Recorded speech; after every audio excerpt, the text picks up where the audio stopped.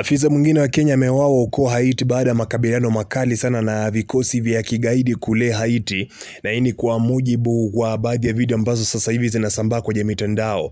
Unaambiwa kwamba magaidi walichimba shimo kwenye barabara fulani kule maeneo ambayo yanajulikana kama Port Sunday, ambayo inapatikana kilomita kama 90 hivi kutoka kwenye mji mkuu wa Port-au-Prince, na hii ni kwa mujibu wa Jack Ombaka ambaye ni msemaji wa MSS. Unaambiwa kwamba gari hilo lilikwama kwenye mtaro, baadaye maafisa wa polisi wa Kenya akaja kuwasaidia kikosi ambacho kilikuwa kimekwama hapo, ndio makabiliano yakaanza, alafu baadaye afisa huyo akatoweka, na baadaye video za mwili wake zikaanza kusambaa kwenye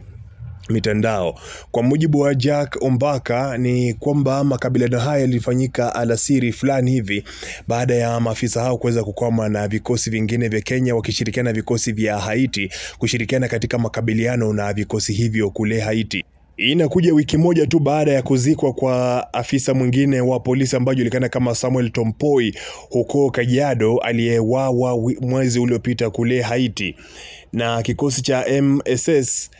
kikishirikiana na kikosi cha maafisa kutoka kule Haiti wameapa kuendeleza mapigano hayo ili kuweza kurejesha hali ya utulivu katika nchi hiyo ya Haiti. Maafisa takriban 800 kutoka humu nchini Kenya wametumwa Haiti kwa ajili ya mapigano ya kuendelea kupambana na vikosi vya kigaidi kule Haiti. Baadhi ya comments ambazo Wakenya wanazitoa ni kuhusiana na namna ambavyo Rais William Ruto anafaa kuzingatia kuwarudisha maafisa wa Kenya ili wazuie vifo zaidi.